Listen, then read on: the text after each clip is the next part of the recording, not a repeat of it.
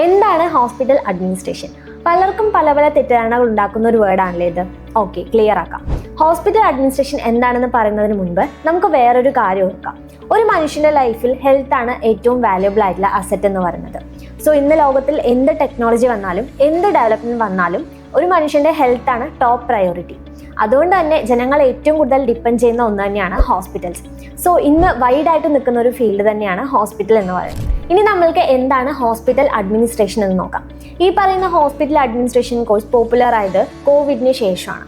ഒരു ഹോസ്പിറ്റൽ എന്ന് പറയുമ്പോൾ ഒരു നേഴ്സ് അല്ലെങ്കിൽ ഒരു ഡോക്ടർ, കുറച്ച് ടെക്നീഷ്യൻസ്മാരുണ്ടെന്ന് മാത്രമല്ലേ. പക്ഷേ ഇത് മാത്രമല്ല, മീൻസ് ഒരു പേഷ്യൻ്റ് വന്നാൽ, അതായത് ഒരു അഡ്മിഷൻ മുതൽ ഡിസ്ചാർജ് വരെയുള്ള എല്ലാ കാര്യങ്ങളും ഒരു അഡ്മിനിസ്ട്രേറ്റീവ് സ്റ്റാഫുകളിലൂടെ കടന്നു പോകുന്നുണ്ട്. പേഷ്യൻ്റ് അപ്പോയിൻമെന്റ് ബുക്ക് ചെയ്യുന്നത് ആരാ മാനേജ് ചെയ്യുന്നത്, ബില്ലിംഗ് ആൻഡ് ഇൻഷുറൻസ് ആരാ ഹാൻഡിൽ ചെയ്യുന്നത്, സ്റ്റാഫ് ഡ്യൂട്ടി സ്കെഡ്യൂൾ ആരാ മാനേജ് ചെയ്യുന്നത്, ഇതൊക്കെ ഒരു അഡ്മിനിസ്ട്രേറ്റീവ് സ്റ്റാഫുകളിലൂടെ കടന്നു പോകുന്നുണ്ട്. ഹോസ്പിറ്റൽ അഡ്മിനിസ്ട്രേഷൻ എന്ന് പറയുന്നത് സിമ്പിളായി പറഞ്ഞാൽ കംപ്ലീറ്റ് ആയിട്ടുള്ള ഒരു ഹോസ്പിറ്റലിന്റെ നോൺ മെഡിക്കൽ സൈഡിലുള്ള finance management, revenue management, human resource management, operations, ഇങ്ങനെയുള്ള എല്ലാ കാര്യവും മാനേജ് ചെയ്യുന്ന ഒരു പ്രൊഫഷണൽസിനാണ് ഹോസ്പിറ്റൽ അഡ്മിനിസ്ട്രേറ്റർ എന്ന് പറയുന്നത്. ഒരു അഡ്മിനിസ്ട്രേറ്റർ എന്ന് പറഞ്ഞാൽ ഒരു ഹോസ്പിറ്റലിന്റെ മിഷനും വിഷനും ഒബ്ജക്റ്റീവ്സും മനസ്സിലാക്കി വേണം വർക്ക് ചെയ്യുന്ന ഒരു സ്റ്റാഫ് ആയിരിക്കണം. പണ്ടൊക്കെ ഹോസ്പിറ്റൽ എന്ന് പറയുന്നത് ഒരു സർവീസ് മാത്രമായിരുന്നു. പക്ഷെ ഇന്നത് ബിസിനസ്സായി മാറിയിരിക്കുകയാണ്. സോ ബേസിക്കലി പറയുകയാണെങ്കിൽ ഒരു ട്രാൻസാക്ഷൻ നടക്കുന്നതെല്ലാം ഒരു ബിസിനസ് തന്നെയാണ്. ഹോസ്പിറ്റൽസ് ഒരു സർവീസ് ഇൻഡസ്ട്രിയാണ്. Super speciality, multi speciality hospitals തമ്മിൽ ഇപ്പോൾ മത്സരമാണ്. അതുകൊണ്ട് തന്നെ ഒരു എക്സ്പീരിയൻസ്ഡ് ആയിട്ടുള്ള പ്രൊഫഷണൽസിനെയാണ് ഇപ്പോൾ അവർ ഹയർ ചെയ്യുന്നത്. നമ്മൾ കേരളത്തിലെ കേസ് എടുത്ത് നോക്കിയാൽ 2024-25 അക്കാഡമിക് പീരീഡിൽ മോസ്റ്റ്ലി സ്റ്റുഡൻസ് ചൂസ് ചെയ്ത ഒരു കോഴ്സായിരുന്നു ഹോസ്പിറ്റൽ അഡ്മിനിസ്ട്രേഷൻ. പക്ഷേ സ്റ്റുഡൻസ് പഠിക്കുന്നത് ഒരു പ്രോപ്പർ അവയർനെസ് ഇല്ലാതോടെയാണ്. ഈ ഹോസ്പിറ്റൽ അഡ്മിനിസ്ട്രേഷൻ കോഴ്സ് പഠിച്ചു കഴിഞ്ഞാൽ എനിക്ക് ഫ്രണ്ട് ഡെസ്കിൽ മാത്രമായിരിക്കുമോ ജോലി, അല്ലെങ്കിൽ ഈ ഫ്രണ്ട് ഡെസ്കിൽ ജോലി കിട്ടാൻ വേണ്ടി മാത്രം ഞാൻ എന്തിനാണ് ഈ കോഴ്സ് പഠിക്കുന്നത്? ഇത് തന്നെയാണ് ഈ കോഴ്സ് പഠിക്കുന്ന സ്റ്റുഡൻസും ഫ്യൂച്ചറിൽ പ്ലാൻ ചെയ്യുന്നവർക്കുള്ള ബിഗ്ഗസ്റ്റ് ഔട്ട്. സത്യം പറഞ്ഞാൽ ഇത് വളരെ ഒരു തെറ്റിദ്ധാരണ മാത്രമാണ്. ഒരു ഹോസ്പിറ്റൽ അഡ്മിനിസ്ട്രേഷൻ എന്ന് പറഞ്ഞാൽ ഒരു പേഷ്യന്റിന് ബെറ്റർ കെയർ കൊടുക്കുക എന്നതിനെ എയിമാക്കി ഒരു ഹോസ്പിറ്റലിന്റെ ഡേ ടു ഡേ ആക്ടിവിറ്റീസ് പ്രോപ്പറായി മാനേജ് ചെയ്യുന്നതാണ്. ഒരു ഹോസ്പിറ്റൽ മാത്രമല്ല, ക്ലിനിക്സ് ആവാം, ഹെൽത്ത് കെയർ സെന്റേഴ്സ് ആവാം, ഇവിടെയൊക്കെ സ്മൂത്തായി ഓപ്പറേഷൻസ് മാനേജ് ചെയ്യുന്നതാണ് ഒരു ഹോസ്പിറ്റൽ അഡ്മിനിസ്ട്രേഷൻ എന്ന് പറയുന്നത്. ഒരുപാട് സ്റ്റുഡൻസ് ചോദിക്കുന്ന ഒരു ചോദ്യമാണ്, ഇത്രയും സ്റ്റുഡൻസ് അല്ലെങ്കിൽ ലക്ഷക്കണക്കിന് സ്റ്റുഡൻസ് ഈ ഒരു കോഴ്സ് പഠിക്കുമ്പോൾ അവർക്ക് എല്ലാവർക്കും ഒരു ബെറ്റർ കരിയറിലേക്ക് എത്താൻ സാധിക്കുമോ എന്നുള്ളത്. Definitely yes, because health care industry day by day grow ചെയ്യുന്നുണ്ട്. കോവിഡ് ടൈമിൽ എല്ലാ ഇൻഡസ്ട്രീസും ഷട്ട് ഡൗൺ ആയില്ലേ, പക്ഷേ ഹോസ്പിറ്റൽസ് ഷട്ട് ഡൗൺ ആയില്ല. അതുകൊണ്ട് തന്നെ നമുക്ക് ഈ ഹെൽത്ത് കെയർ ഇൻഡസ്ട്രിയിൽ ഒരു സ്റ്റേബിൾ ഗ്രോയിങ് ഫീൽഡ് നമുക്ക് കാണാനായിട്ട് സാധിക്കും. ഹെൽത്ത് കെയർ ഇൻഡസ്ട്രി ഗ്രോ ചെയ്യുമ്പോൾ ഉറപ്പായും ജോബ് ഓപ്പർച്യൂണിറ്റീസ് ഓട്ടോമാറ്റിക്കലി ഗ്രോ ചെയ്യുന്നുണ്ട്. ഹോസ്പിറ്റൽ അഡ്മിനിസ്ട്രേഷനിൽ നമുക്ക് കുറച്ച് ഡേ ടു ഡേ ഓപ്പറേഷൻസ് എന്തൊക്കെയാണെന്ന് നോക്കാം. Finance department, budgeting, revenue management, billing section handling, ഇതൊക്കെ ഫൈനാൻസുമായി റിലേറ്റഡ് ആയിട്ടുള്ള റോൾസ് ആണ്. ഓവറോൾ ഓപ്പറേഷൻസ്, ബില്ലിംഗ് മുതൽ എമർജൻസി ഡിപ്പാർട്ട്മെന്റ് വരെയുള്ള എല്ലാ കാര്യങ്ങളും സ്മൂത്തായി മാനേജ് ചെയ്യുന്ന ടീം ഓപ്പറേഷൻ ടീമാണ്. റൂൾസ് ആൻഡ് റെഗുലേഷൻസ്, ഒരു ഹോസ്പിറ്റൽ വർക്ക് ചെയ്യണമെങ്കിൽ ഒരു ഗവൺമെന്റ് റൂൾസ് ഫോളോ ചെയ്യണം.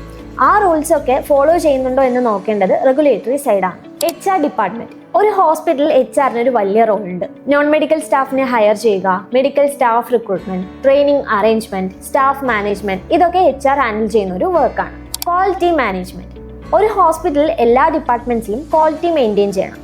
ഒരു ക്വാളിറ്റി സിസ്റ്റം ഇല്ലെങ്കിൽ ആ ഹോസ്പിറ്റൽ ലോങ് ടേം സർവൈവ് ചെയ്യാനായിട്ട് പറ്റില്ല. മെഡിക്കൽ ഇൻഷുറൻസ് സെക്ഷൻ, ഒരു പേഷ്യന്റ് കെയറുമായി റിലേറ്റഡ് ആയിട്ടുള്ള ഇൻഷുറൻസ് കോർഡിനേഷൻ, ക്ലെയിം പ്രോസസ്, ഇതൊക്കെ മെഡിക്കൽ ഇൻഷുറൻസ് സെക്ഷൻ ചെയ്യുന്ന ഒരു വർക്കാണ്. ഇത് മാത്രമല്ല, ഹോസ്പിറ്റൽ അഡ്മിനിസ്ട്രേഷനിൽ ഇതുപോലത്തെ ഒരുപാട് ഡിപ്പാർട്ട്മെന്റ്സ് നമുക്ക് വരുന്നുണ്ട്. ഹോസ്പിറ്റൽ അഡ്മിനിസ്ട്രേഷനിൽ ഏറ്റവും കൂടുതൽ അറിഞ്ഞിരിക്കേണ്ട ഒരു മോസ്റ്റ് ഇമ്പോർട്ടൻറ്റ് ഫാക്ടറാണ് ഹെൽത്ത് ഇൻഫർമേഷൻ സിസ്റ്റം അഥവാ HIS. പണ്ടൊക്കെ പേപ്പർ പെൻ സിസ്റ്റം ആയിരുന്നു, പക്ഷേ ഇന്ന് കംപ്ലീറ്റ്ലി സോഫ്റ്റ്വെയർ ബേസ്ഡ് മാനേജ്മെന്റ് ആയി കഴിഞ്ഞു. ചെറിയ ക്ലിനിക്സ് മുതൽ മൾട്ടി സ്പെഷ്യാലിറ്റി ഹോസ്പിറ്റൽ വരെ HIS സോഫ്റ്റ്വെയർ യൂസ് ചെയ്യുന്നുണ്ട്. Front desk registration, doctor review, lab test, HR, billing, accounts, even medical ഡിപ്പാർട്ട്മെന്റ്സിൽ പോലും HIS സോഫ്റ്റ്വെയർ യൂസ് ചെയ്യാനായിട്ട് സ്റ്റാർട്ട് ചെയ്തു. നിങ്ങളൊരു ഹോസ്പിറ്റൽ അഡ്മിനിസ്ട്രേഷനിൽ ജോബ് നോക്കുന്നവരാണെങ്കിൽ HIS സോഫ്റ്റ്വെയർ നോളജ് മസ്റ്റ് ആയിരിക്കണം. അതിനെക്കുറിച്ചൊരു പ്രോപ്പർ അവയർനെസ് ഉണ്ടാവണം. നിങ്ങൾ ശ്രദ്ധിക്കേണ്ട ഒരു കാര്യം, ഫ്രണ്ട് ഡെസ്കിൽ യൂസ് ചെയ്യുന്ന ആപ്ലിക്കേഷൻ ആവില്ല ബില്ലിംഗ് സെക്ഷനിൽ യൂസ് ചെയ്യുന്നത്. സോ ഓരോ ഡിപ്പാർട്ട്മെന്റ്സിലും ഓരോ ആപ്ലിക്കേഷൻ ആവും യൂസ് ചെയ്യുക. ഇതൊക്കെ മനസ്സിലാക്കിയാൽ നിങ്ങൾക്ക് ഹോസ്പിറ്റൽ അഡ്മിനിസ്ട്രേഷൻ ഫീൽഡിൽ ഒരു കരിയർ ഗ്രോ ചെയ്യാനായിട്ട് സാധിക്കും. ഹോസ്പിറ്റൽ അഡ്മിനിസ്ട്രേഷൻ കോഴ്സ് പഠിക്കാൻ 1 ലക്ഷം 2 ലക്ഷം രൂപ വരെ മുടക്കുന്നവരുണ്ട്. ഈ സെയിം കോഴ്സ് ഇതിന്റെ പകുതി ഫീസിൽ പഠിച്ചിറങ്ങുന്നവരുണ്ട്. അവസാനം ഇവരെല്ലാം ചെന്നെത്തുന്നത് ഒരു ഹോസ്പിറ്റലായിരിക്കും. അപ്പോൾ ഞാൻ ചോദിക്കുന്നത്, എന്തിനാണ് ഇത്രയും പൈസ മുടക്കി ഈ ഒരു കോഴ്സ് പഠിക്കുന്നത്? നിങ്ങളൊരു കോഴ്സ് ജോയിൻ ചെയ്യുമ്പോൾ ശ്രദ്ധിക്കേണ്ട കുറച്ച് കാര്യങ്ങൾ ഞാൻ പറഞ്ഞുതരാം. ഫസ്റ്റ്, നിങ്ങൾ പ്രോപ്പറായിട്ട് റിസർച്ച് ചെയ്യുക. മെയിനായിട്ട് നിങ്ങൾ ജോയിൻ ചെയ്യുന്ന ഇൻസ്റ്റിറ്റ്യൂഷൻ അല്ലെങ്കിൽ അക്കാഡമിയിൽ ഒരു പ്രോപ്പർ പ്രാക്ടിക്കൽ ട്രെയിനിങ് ഉണ്ടോ എന്ന് നോക്കുക. കമ്മ്യൂണിക്കേഷൻ സ്കിൽ, ലീഡർഷിപ്പ് ക്വാളിറ്റി, ഇതൊക്കെ സിലബസിനോടൊപ്പം ഇത്തരത്തിലുള്ള സ്കിൽസ് കൂടെ ഇംപ്രൂവ് ചെയ്യാനായിട്ട് ശ്രമിക്കുക. കാരണം ഒരു സിലബസ് മാത്രം പഠിച്ച് അതിൽ ഫുൾ മാർക്ക് സ്കോർ ചെയ്തുകൊണ്ട് നമുക്ക് ഒരിക്കലും ഒരു അഡ്മിനിസ്ട്രേറ്റീവ് പൊസിഷനിലോട്ട് എത്തിക്കൊള്ളണമെന്നില്ല.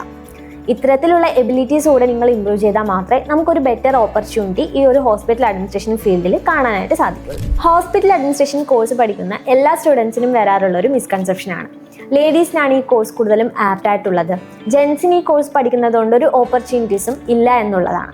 നമുക്ക് എന്തുകൊണ്ടാണ് ഈ മിസ്കൺസെപ്റ്റ് വരാനുള്ള കാരണം എന്ന് ചോദിച്ചാൽ, നമ്മൾ പോയിട്ടുള്ള മെജോറിറ്റി ഹോസ്പിറ്റലുകളിലും ഫ്രണ്ട് ഡെസ്കിൽ കാണാറുള്ളത് ലേഡി സ്റ്റാഫിനായിരിക്കും.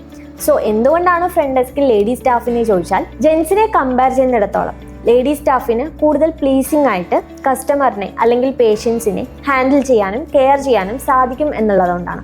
സോ അതുകൊണ്ടാണ് കൂടുതലും ലേഡി സ്റ്റാഫിനെ അവർ ഹയർ ചെയ്യുന്നത്.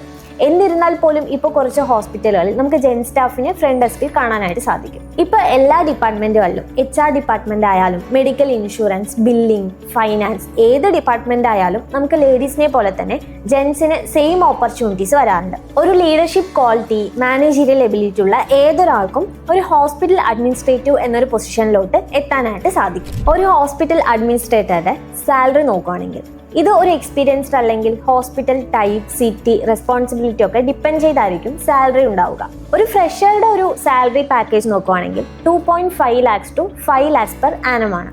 എക്സ്പീരിയൻസ് ഉള്ള ഒരാളാണെങ്കിൽ 3 അല്ല 8-9 ലക്ഷം വരെ നിങ്ങൾക്ക് ഏൺ ചെയ്യാനായിട്ട് സാധിക്കും. ഇമ്പോർട്ടൻ്റ് ആയ ഒരു കാര്യം, ഹെൽത്ത് കെയർ ഇൻഡസ്ട്രി ഒരിക്കലും സ്റ്റോപ്പ് ആവുന്നില്ല. അതുകൊണ്ട് തന്നെ ഡിമാൻഡ് സ്റ്റേബിൾ ആണ്. നിങ്ങളൊരു ഹോസ്പിറ്റൽ അഡ്മിനിസ്ട്രേഷൻ കോഴ്സ് ചൂസ് ചെയ്യുകയാണെങ്കിൽ ശ്രദ്ധിക്കേണ്ട ഒരു കാര്യം, 1 month 3 months short term courses ഒക്കെ കാണാം. പക്ഷേ ഹെൽത്ത് കെയർ ഇൻഡസ്ട്രി എന്ന് പറയുന്നത് വൈഡ് ആണ്.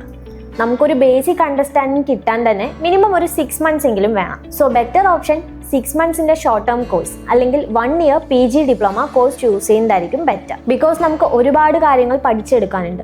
സിലബസിന് പുറമെ communication skill training, soft skill training, HIS software knowledge, practical experience, ഇതുപോലുള്ള സ്കിൽസ് ഇംപ്രൂവ് ചെയ്താൽ മാത്രമേ നമുക്കൊരു ബെറ്റർ ഓപ്പർച്യൂണിറ്റിയിലോട്ട് എത്തിക്കാനായിട്ട് സാധിക്കുള്ളൂ. സോ ഹോസ്പിറ്റൽ അഡ്മിനിസ്ട്രേഷൻ്റെ ഒരു കംപ്ലീറ്റ് ഓവർവ്യൂ ഇപ്പോൾ മനസ്സിലായില്ലേ? ഹോസ്പിറ്റൽ അഡ്മിനിസ്ട്രേഷൻ കോഴ്സ് ചൂസ് ചെയ്യുമ്പോൾ ഇതൊക്കെയാണ് നിങ്ങൾ ശ്രദ്ധിക്കേണ്ടത്. നിങ്ങൾ ശ്രദ്ധിക്കേണ്ട ഒരു കാര്യം, ഹെൽത്ത് കെയർ ഇൻഡസ്ട്രി ഒരിക്കലും സ്റ്റോപ്പ് ആവുന്നില്ല, ഡേ ബൈ ഡേ ഗ്രോ ചെയ്തുകൊണ്ടിരിക്കുകയാണ്. സോ ഹോസ്പിറ്റൽ അഡ്മിനിസ്ട്രേഷൻ വെറും ഒരു കോഴ്സ് മാത്രമല്ല, it's A long term career opportunity.